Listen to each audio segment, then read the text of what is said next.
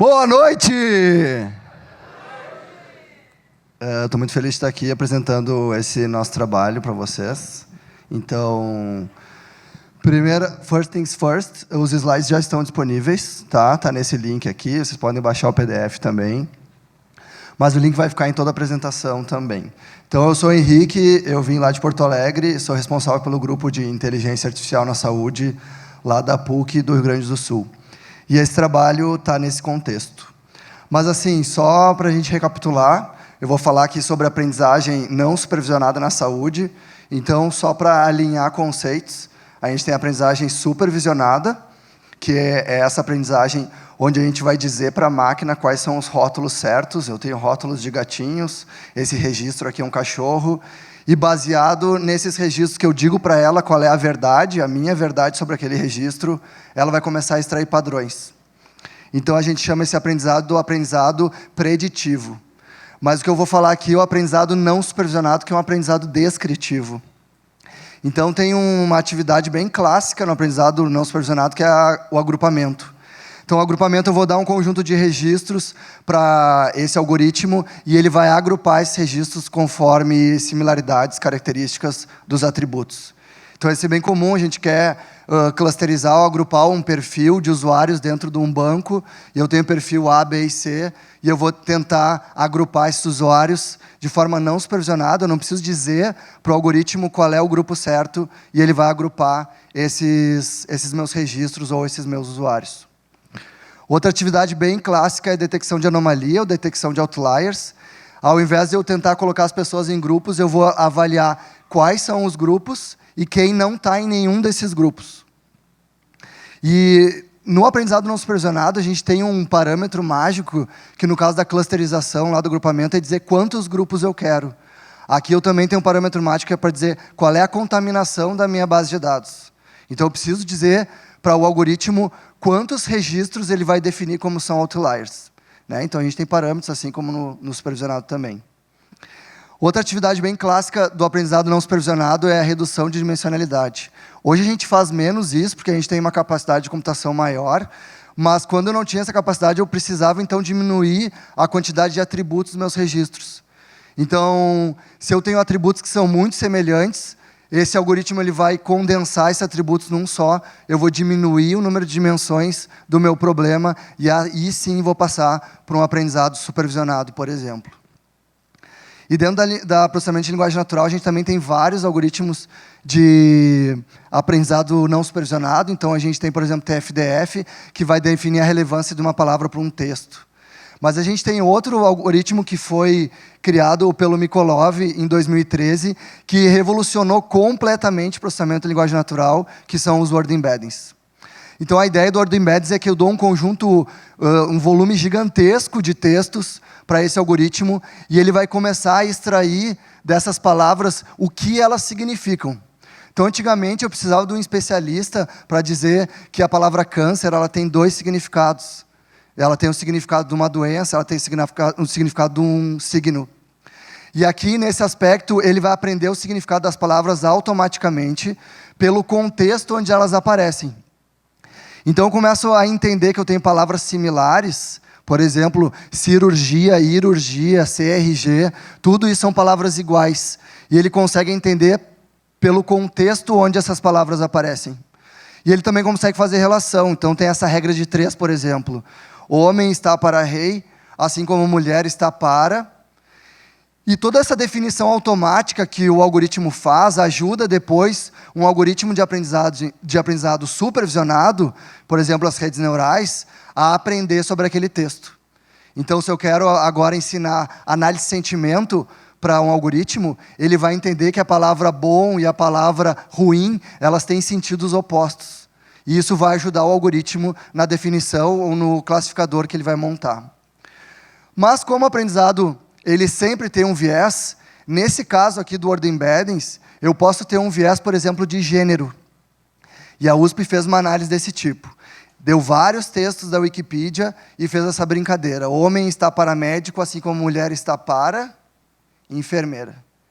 Então, tem um viés de gênero. Então, sempre no aprendizado, tanto supervisionado como não supervisionado, como a gente está usando uma base de dados que foi construída, essa base sempre vai ter viés. E a gente tem que se preocupar com esse viés quando a gente vai colocar o nosso algoritmo em produção. Certo? Então, uma visão geral sobre aprendizado não supervisionado. Mas e como é que a gente usa esse tipo de aprendizado na saúde? Então, existem já vários trabalhos que fizeram isso.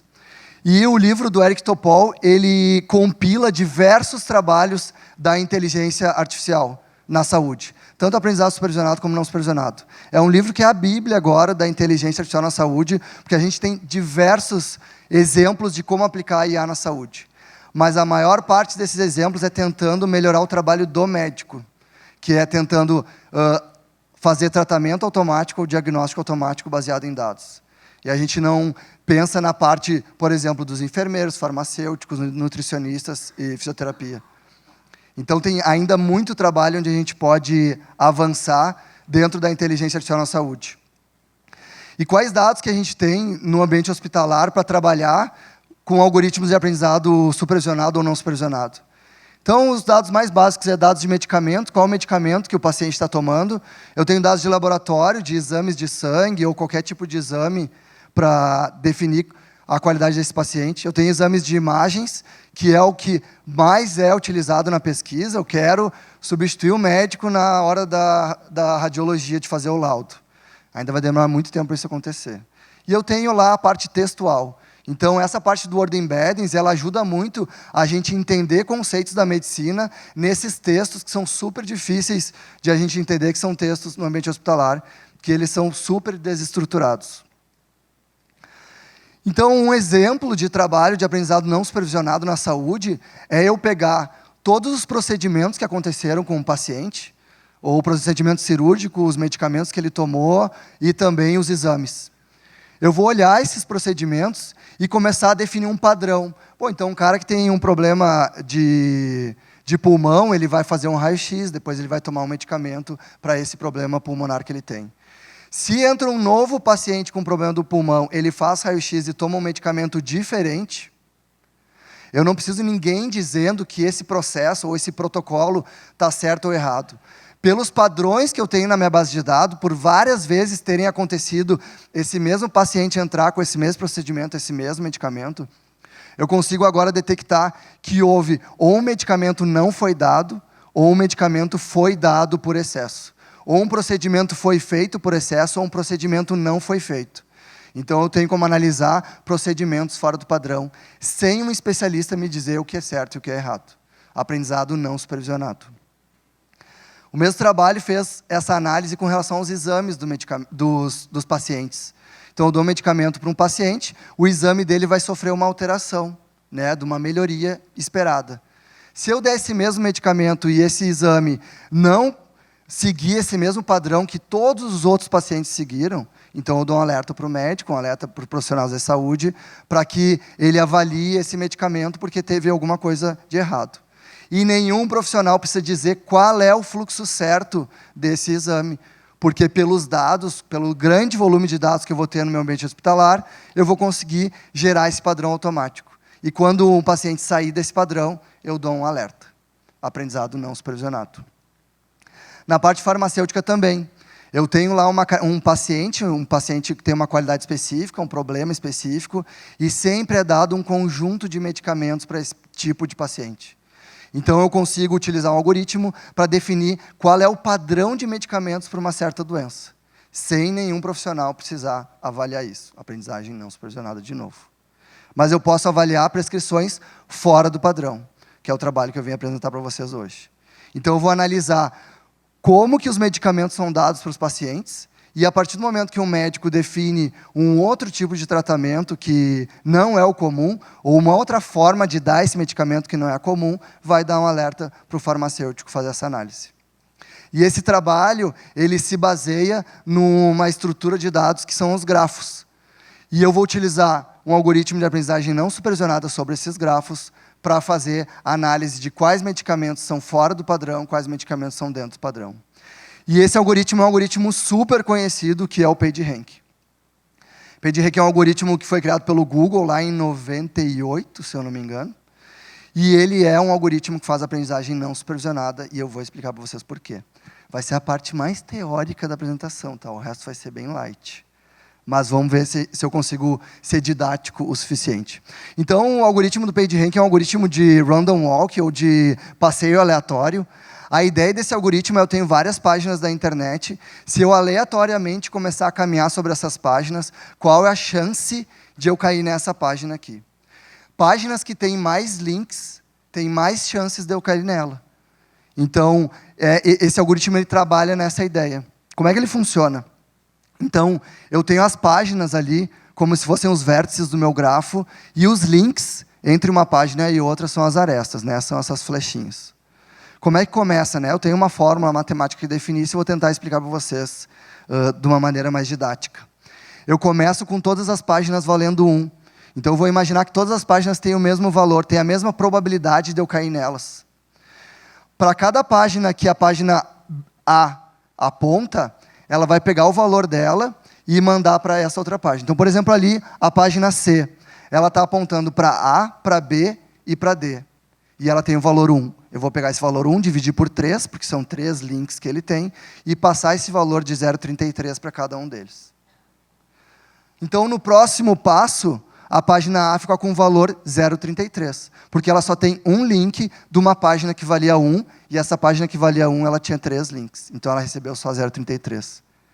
Então, agora, a partir desse novo start, desse novo valor, eu faço a próxima iteração. Então, por exemplo, a página C ela tem um valor de 1,5. Graças a Deus, né? Porque foi fácil calcular. Então, a página A vai receber meio, a página B vai receber meio, e a página C vai receber meio. Novo valor da página A, meio. Porque ela recebeu um link de uma página que valia 1,5. A partir desse momento, então, eu estou começando a valorar as páginas sem nenhum especialista me dizer o que é página certa e errada. Aí, no final, o meu erro vai diminuindo, né? A minha diferença entre uma iteração e outra vai diminuindo. Chega um momento que eu paro o PageRank e eu tenho uma ordenação das minhas páginas. Ninguém disse qual é a ordenação certa. Aprendizado não supervisionado. É assim que o PageRank funciona. Baseado na estrutura das minhas páginas, eu vou começar a avaliar quais páginas são mais importantes. Como é que ele avalia isso? Pelos links. Então, eu dou uma dica para esse meu grafo e para esse meu algoritmo. Olha, dá uma olhada nesses links, esses links vão te dizer quais são as páginas mais importantes. Essa é a versão mais simplista do PageRank. Tem várias outras versões e o buscador hoje não se baseia só no PageRank. Ele se baseia em vários outros algoritmos para dizer qual página é mais importante para vocês. Inclusive onde vocês estão, qual é a língua que vocês falam. Tem várias outras atributos que são utilizados para fazer esse ordenamento. Bom, mas que mais que eu posso utilizar o PageRank em outras aplicações, além de páginas e links? Então, no meu mestrado, eu peguei blogs, e o blog vai ser o meu vértice, e a minha aresta vai ser os comentários. Aí vocês podem extrapolar isso para Instagram, para Twitter, para Facebook. Eu tenho meu usuário, e esse meu usuário recebe comentários, e esses comentários são os links. Eu vou estruturar dessa forma, então eu tenho aquele usuário que é autoridade, ou aquele usuário mais famoso, ou que recebe mais link. Depende muito da interpretação que a gente fizer sobre esse grafo. Outra forma de eu utilizar o PageRank é para fazer fake news. Então, eu tenho um grafo que já foi definido, algumas páginas que são páginas de fake news ou são páginas de notícias verdadeiras. Eu enriqueço esse grafo com novas páginas que eu não sei se são fake news ou são verdadeiras, e baseado nessa computação do PageRank, eu vou começar a dizer quais páginas são fake news e quais não são, de uma maneira semi-supervisionada. Outra aplicação, sumarização de texto. Eu vou pegar várias frases, as frases têm palavras, vou estruturar essas palavras como um grafo, e a relação entre uma frase e outra é se ela tem a mesma palavra. Então, aquela frase que tiver mais palavras comuns do meu texto, vai ser a frase mais importante do meu texto, e eu vou sumarizar. Utilizando o PageRank, aprendizado não supervisionado. Que geralmente era utilizado, então, o aprendizado supervisionado. Alguém ensinava a máquina a sumarizar um texto. Então, isso é um artigo de 2004 que faz esse trabalho. Como é que a gente extrapolou isso? A gente extrapolou com avaliações dos usuários de produtos na Amazon ou no Buscapé, por exemplo. Então, eu pego várias avaliações, vou comparar e colocar essas avaliações como se fossem os vértices do meu grafo, e a relação entre essas avaliações são as palavras que aparecem em ambos. Aquela avaliação que tiver mais palavras parecidas com mais avaliações, por exemplo, eu tenho uma avaliação que vai falar da câmera do celular, do processador, da memória, e eu tenho uma outra avaliação do usuário que só vai falar da câmera, outra só da memória. Então, ele vai fazer de uma maneira não supervisionada, vai colocar essa revisão mais importante, essa avaliação mais importante em cima. Aprendizado não supervisionado. Foi o trabalho que a gente apresentou em 2017. E nessa ideia de que o PageRank é um aprendizado não supervisionado e que eu posso trabalhar com qualquer estrutura, é que a gente evoluiu para colocar, então, os medicamentos, a apresentação de cada medicamento como um vértice e a relação de distância entre eles como minhas arestas, para dizer qual é a apresentação desse medicamento que é a mais frequente ou a que é mais padronizada e aquela que é menos padronizada, utilizando o aprendizado não supervisionado. Certo? Então, na verdade, se vocês pensarem nos registros que vocês têm, no trabalho que vocês desenvolvem, a gente consegue estruturar esses dados em grafo praticamente qualquer tipo de registro. A questão é uma questão de criatividade, de a gente olhar para esse registro como um vértice e entender quem que é uma aresta entre um registro e outro. Então, existem vários trabalhos que utilizam PageRank e outros algoritmos de random walk para fazer aprendizado não supervisionado em diversos registros diferentes. E a abordagem que a gente fez aqui foi utilizando, então, as prescrições do hospital. E por que a gente escolheu esse trabalho de prescrição? Então, em 2018, a Organização Mundial da Saúde lançou um desafio da segurança do paciente, desafio global de segurança do paciente. A cada quinquênio eles lançam um desafio. E o desafio desse quinquênio é medicamento sem dano. Porque o medicamento é um problema super grave no sistema de saúde. Se eu armazenar ele errado, ele não vai ter o efeito. Se ele perder a validade, ele não vai ter o efeito. Se eu der para o paciente a dosagem errada, ou ele não vai ter o efeito esperado, ou ele vai ter um efeito adverso. Então, é um problema super grave, super caro, e isso gera dano para o paciente. Então, a gente quer um medicamento sem dano, sobre vários aspectos desse fluxo do medicamento no sistema de saúde e no ambiente hospitalar. No ambiente hospitalar, então, esse medicamento ele tem um fluxo mais bem definido, assim, que é a prescrição.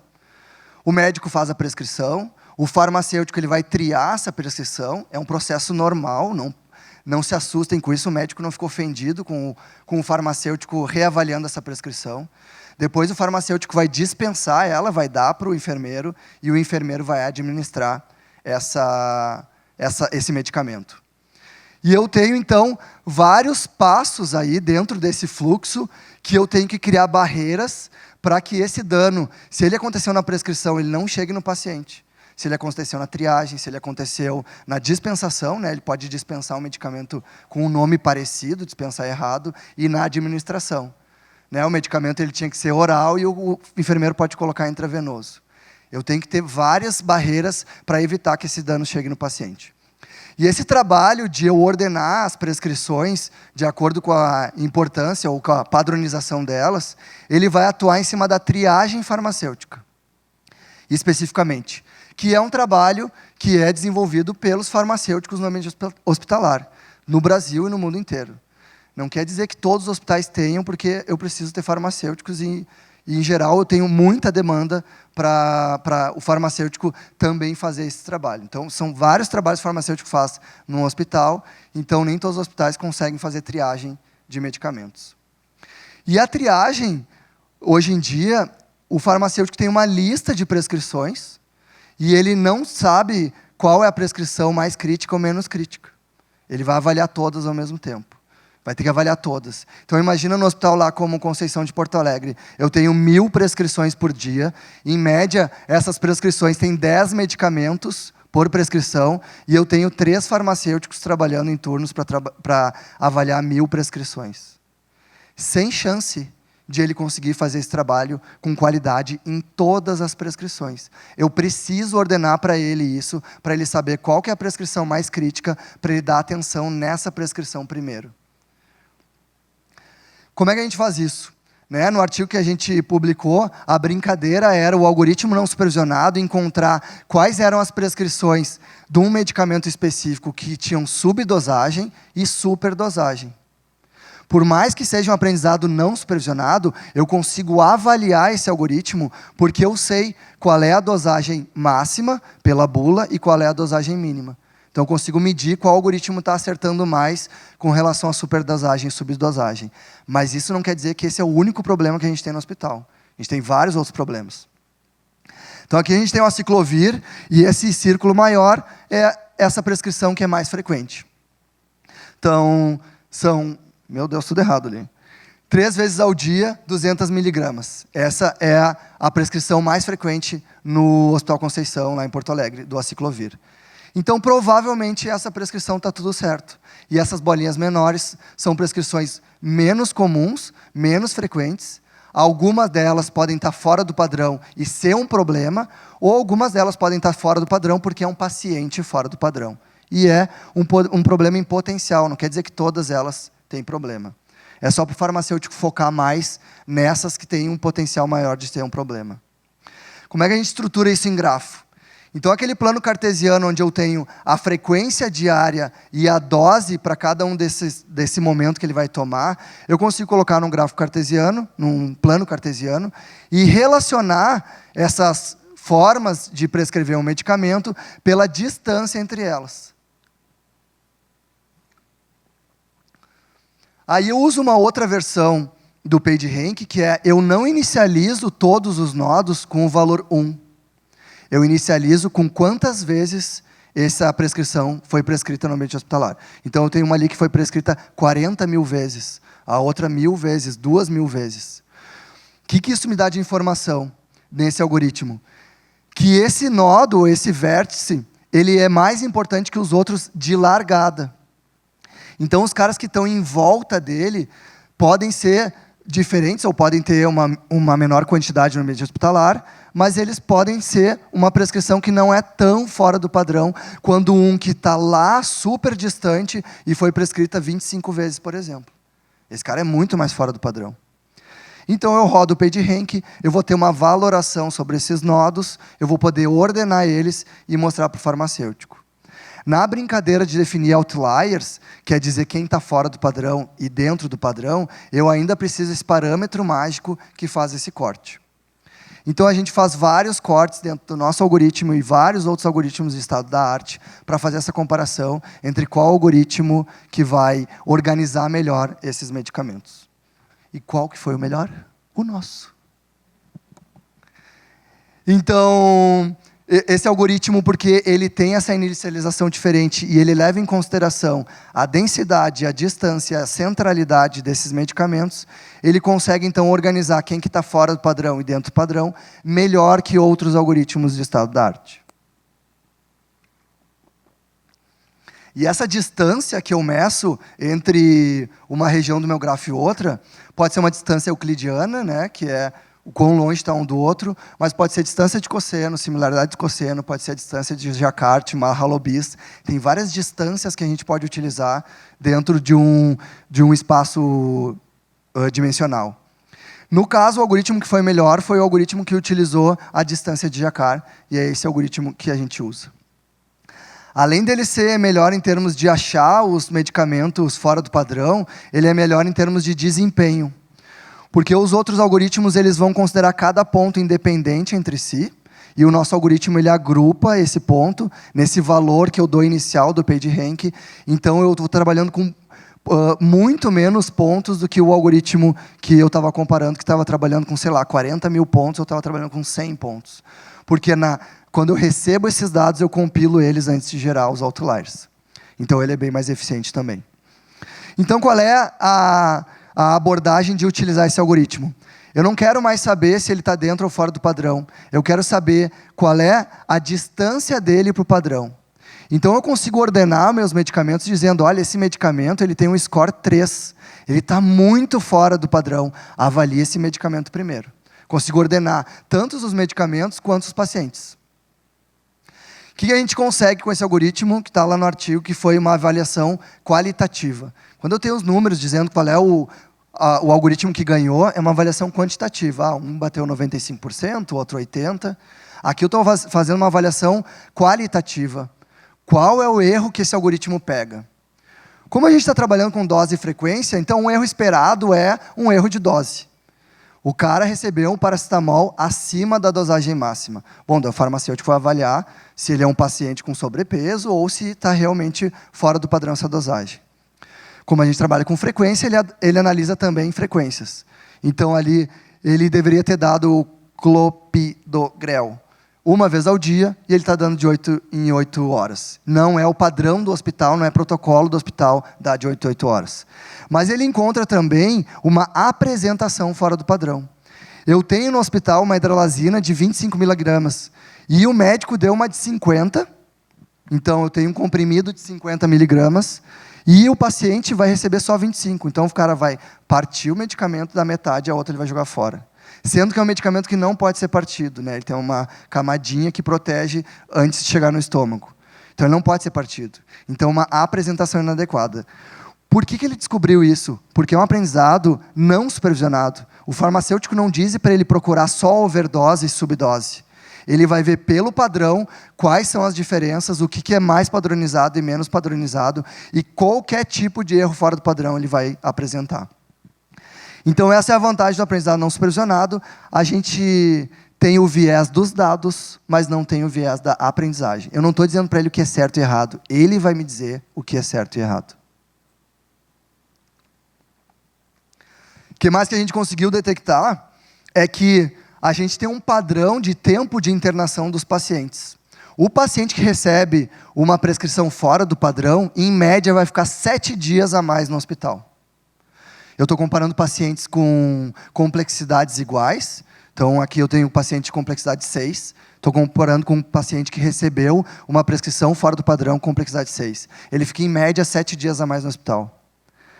Isso não significa nada, tá? Não quer dizer que é a prescrição que fez ele ficar 7 dias a mais. Ele pode ter ficado 7 dias a mais porque ele é um paciente fora do padrão. Então, existe uma questão de causa e efeito que a gente não analisou, mas é um padrão que a gente encontrou. Pacientes que têm prescrição fora do padrão, em média, vão ficar 7 dias a mais internado no hospital. Então, esse algoritmo, ele cria esse mapa, automaticamente ele vai criar esse mapa de onde eu tenho as regiões que são prescrições dentro do padrão para um certo medicamento e regiões que são fora do padrão. E dentro da ciência, a gente tem uma característica muito importante para que esse nosso trabalho possa ser utilizado por outros grupos. São 3 características. A repetibilidade, que esse trabalho possa ser repetido pelo meu colega de grupo. A replicabilidade, que é um outro grupo de pesquisa repetir o meu experimento e chegar nos mesmos resultados, com os dados que eu forneci. E a reprodutibilidade, que é ele executar esses experimentos em uma outra base de dados e chegar no mesmo resultado. Para fazer isso na medicina é super difícil, o ensaio clínico, né? Eu dar um medicamento, é uma coisa cara para eu repetir esse experimento. Mas na informática é muito barato. Simplesmente a gente precisa publicar o nosso código-fonte e os dados. E é fundamental que a gente faça isso para que outros grupos ou outras empresas possam utilizar aquela inovação, aquele algoritmo que a gente desenvolveu. Então, todos os trabalhos que a gente desenvolve lá no grupo, a gente coloca no GitHub. Tanto o algoritmo como o dataset. Sempre o dataset vai ser anonimizado. Então, se vocês entrarem lá agora, vocês podem repetir o experimento do celular de vocês, porque vocês têm o algoritmo e têm a base de dados. Aí, se vocês quiserem melhorar, vocês têm a base de dados para comparar com o que a gente fez, vocês podem melhorar o algoritmo. Isso é fundamental na ciência. Então, esse trabalho, a gente conseguiu chegar nesses dados por conta de uma colaboração que a gente desenvolveu com o Hospital Conceição.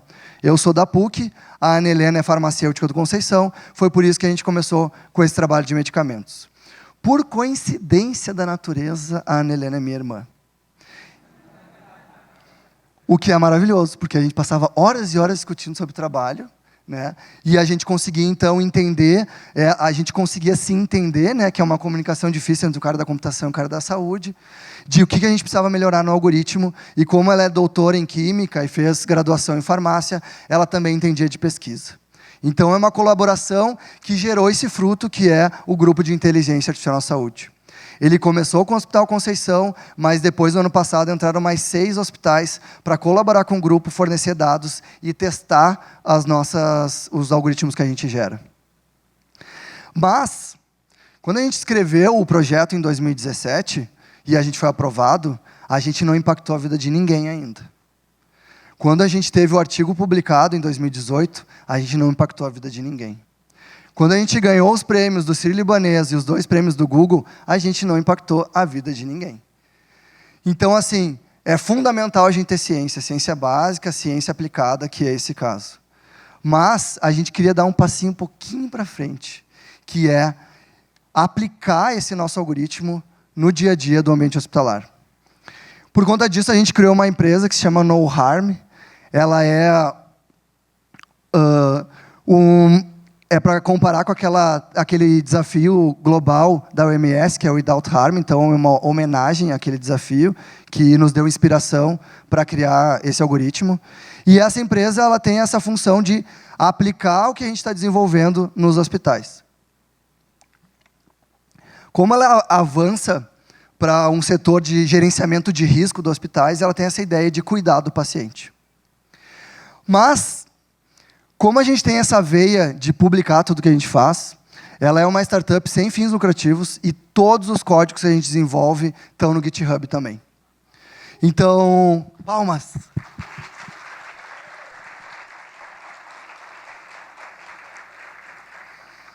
Porque para nós o que importa é melhorar o dia do paciente, entendeu? A gente poderia pegar essa startup, né, vender equity, ganhar dinheiro, mas não é a nossa vibe, assim. Tudo bem quem faz isso, nada contra. A nossa vibe é entregar valor para a saúde de verdade. Então, a função dessa startup é cobrar de leitos privados, receber doações, porque ela é sem fins lucrativos, e toda essa verba que a gente recebe, aplicar no SUS de graça. Essa é a função dessa startup. E a gente começou, então, com esses 2 hospitais parceiros, que eram parceiros do grupo de pesquisa e agora são parceiros da startup, que é a Santa Casa de Porto Alegre e o Hospital Mãe de Deus. A gente está rodando lá, fazendo experimentos, melhorando o nosso sistema. Então, todo dia vocês vão ver um commit novo lá no GitHub, porque a gente está melhorando esse sistema junto com os hospitais. Mas não tem como eu fazer isso sozinho. Eu preciso de um monte de gente. Tem umas pessoas em branco ali, né? Então, a gente tem um monte de voluntários trabalhando com a gente. Então, eu trabalho na parte de back-end, de ETL, a Nelena na farmácia clínica. O Augusto também é meu irmão gêmeo. Então, está tudo em família. Ele faz a parte de ETL, o Rodrigo faz a parte comercial, a Júlia, minha colega de pós, faz a parte de ETL junto com o Augusto, o Fábio é médico, faz a avaliação das prescrições, a Gabriela da farmácia clínica, lá do Mãe de Deus, também ajuda a gente a avaliar essas prescrições, onde o algoritmo está acertando e errando, para a gente ir melhorando, e o Marcelo desenvolve essa parte do back-end. Então, lá na nossa família, a gente sempre tem essa ideia de ajudar as pessoas, né? A minha irmã fez medicina e ela escolheu medicina de família. A Nelena fez farmácia e ela está trabalhando no Hospital Conceição. O Augusto, mesmo fazendo doutorado lá em Sydney, em informática, ele abriu uma comunidade de forró gratuito para dar aula para o pessoal que era da Austrália. Então, a gente tem a ideia de ajudar as pessoas. Só faltava eu. E nesse caminho de construir o doutorado, a gente chegou então nessa startup que faz sentido para a gente de ajudar as pessoas de uma maneira sem fins lucrativos, com código todo aberto, para que qualquer um que queira copiar, possa copiar, pode vender, pode aplicar no seu hospital, mas vai criar uma comunidade para ir melhorando o nosso sistema de saúde, que é o SUS. Muito obrigado.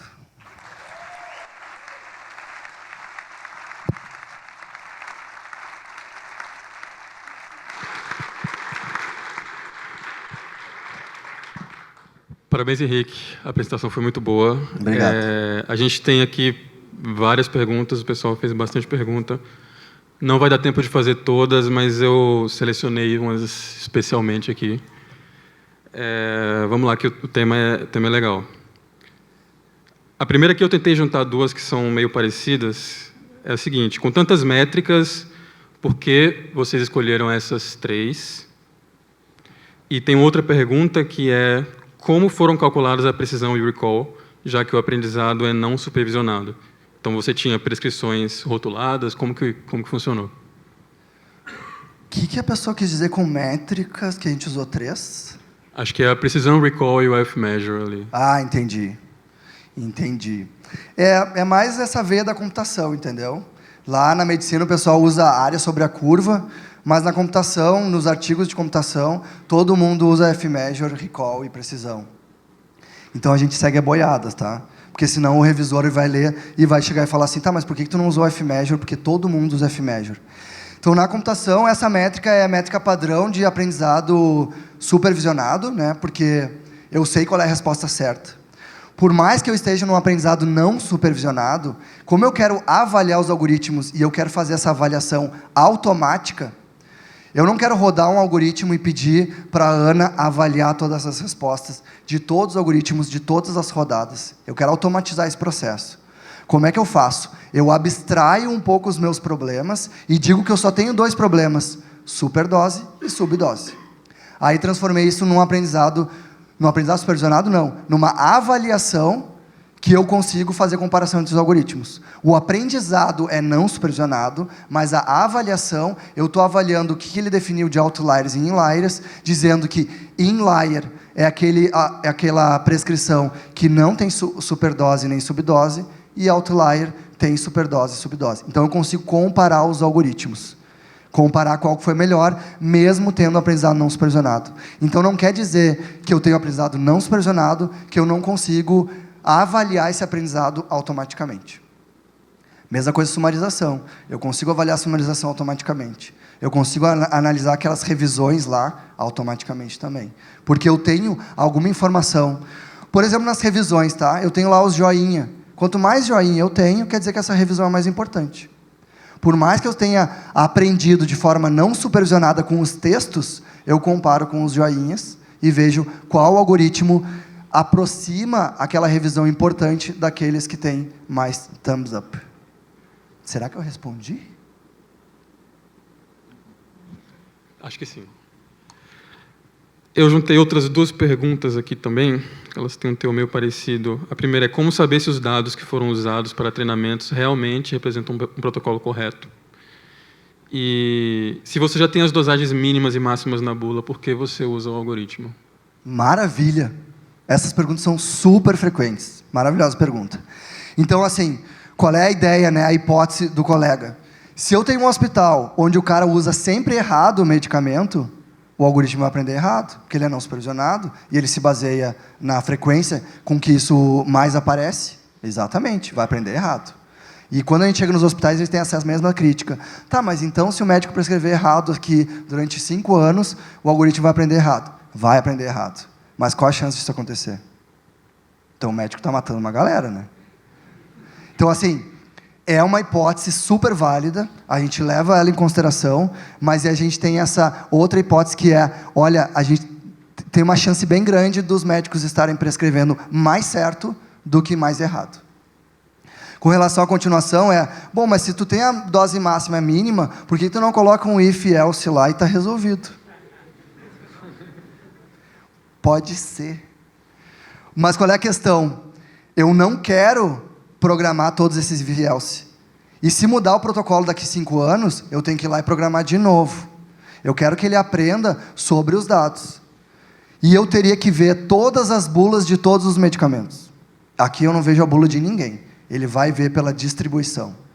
Então, tem alguns softwares que fazem isso. Ele avalia ali pelo protocolo básico, maravilha, já está ajudando um monte. Só que ele não vai pegar casos de exceção.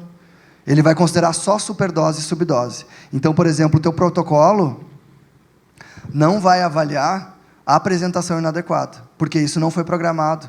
Só foi programado superdose e subdose. Não foi programado frequência, não foi programado apresentação. A vantagem do aprendizado não supervisionado é exatamente essa. Eu não defino quais os problemas que ele vai achar todos os problemas que ele acha que são problemas. Não só subdose, superdose. Mas é uma possibilidade. Tanto essa hipótese de eu achar, bom, os médicos podem estar fazendo sempre errado, ele vai aprender errado. Porque a IA que a gente usa hoje é toda baseada em dados. Se o dado estiver errado, vai aprender errado. Vai ter viés. E a mesma coisa com relação às doses. Poderia programar só superdose e subdose, mas eu ia perder um monte de outros problemas que o algoritmo não supervisionado consegue pegar. Mais um aqui. Vocês levaram em conta possíveis combinações de medicamento em um tratamento? Ou pretendem levar? Maravilhosa essa pergunta. Sabe por quê? Porque vocês conseguem ver que esse algoritmo ele é muito simples. Ele só avalia 2 atributos. A dose, onde é que está? A dose e a frequência. Só avalia esses 2. Só desse medicamento. Eu só estou avaliando dose e frequência desse medicamento aciclovir. Eu não sei quem é o paciente, não sei quais outros medicamentos que ele está tomando. Mas, mesmo assim, esse algoritmo super simples me ordena as prescrições. A partir do momento que eu implanto o no harm, fazendo esse processo no ambiente hospitalar, é um pulo para eu começar a usar outros dados. Aí já tem toda a infraestrutura com outros dados, começa a relacionar medicamentos, avaliar se esse paciente deve receber esse medicamento. Aí, gente, o céu é o limite. Uma filosófica para encerrar, a gente já acabou o tempo. Na área de saúde, você acha que a inteligência artificial pode ser empregada para buscar a cura de doenças? Olha, então vocês vão ler esse livro do Topol aqui. Que qual é a questão, né? Tá todo mundo tentando atacar esse problema da doença e do diagnóstico do tratamento. E daí tem um case de insucesso da IBM Watson. Tem alguém da IBM aqui? Ops. Então, a mesma publisher que a gente publicou, que é a I3E, fez um editorial falando sobre a falha do IBM Watson for Health. Exatamente com a IBM, investiu em 50 projetos tentando fazer tratamento diagnóstico. Mas uns troços hardcore, tipo assim, pegar o gene da pessoa e dizer qual medicamento que ele vai tomar. Então, são trabalhos caros de tu desenvolver, super complexos de desenvolver, e talvez leve muito tempo. Então, a IBM não conseguiu entregar. Desses 50 projetos, ela entregou 4, um deles o IBM o Oncology, que aqui no Brasil meio que foi descontinuado, assim. Porque é difícil a gente tentar resolver questões de diagnóstico e tratamento. A gente precisa de muito mais dados, porque as pessoas são diferentes. Pasmem, as pessoas são diferentes. Um tratamento para uma não vai funcionar para outra. Um tratamento nos Estados Unidos pode não funcionar no Brasil. Não é assim fácil eu pegar uma pesquisa que foi desenvolvida nos Estados Unidos e colocar no Brasil. Não é trivial. Existe um estudo na medicina que chama epidemiologia, a relação entre as populações e a doença. E é diferente. Então, não é tão fácil a gente fazer isso. Mas vai ajudar, é claro que vai ajudar. Mas a gente ainda tem muito trabalho pela frente. E o Topol fala exatamente disso. Tem muito trabalho pela frente. E, principalmente, a gente não quer substituir nenhum profissional da saúde. É praticamente impossível fazer isso no ambiente hospitalar. É muita demanda para pouca gente e muito problema. O que a gente quer é trazer humanidade para a medicina e para a saúde de novo. Que é o médico, o farmacêutico, o enfermeiro, ele está mais tempo com o paciente porque ele deixou de fazer trabalho burocrático. Na década de 80, 90, a gente informatiza os sistemas de saúde. Mas a gente está fazendo o quê com esses dados? Nada. No momento que a gente, aí sim, nos próximos 10 anos, desenvolve vários sistemas que ajudam os profissionais de saúde a utilizar esses dados para gerar ações, né? Dados, informações, conhecimentos, ação. Pega esses dados, transforma em conhecimento para o cara tomar ação, ele vai ter já um sistema onde dá informações para ele, mais rápido, menos burocrático, e ele vai ter mais tempo para cuidar do paciente. E essa é a nossa intenção. Só que a nossa intenção é trabalhar nesse processo farmacêutico, no gerenciamento de risco, muito mais fácil. Querem abrir uma startup? Melhorem o processo do ambiente hospitalar. Para de procurar diagnóstico e tratamento. Vocês vão ficar o resto da vida fazendo isso. E precisa de muito recurso. Com isso aqui, a gente não precisa de nada de recurso. Só pega ali o Python, faz um algoritmo, deu, está pronto. Eu não preciso estar avaliando o diagnóstico de doença, que é um troço super complexo. Então, sim, vai ter muita mudança profissionais, muita mudança no ambiente hospitalar, para melhor, para trazer a humanidade para a saúde de novo. Muito obrigado.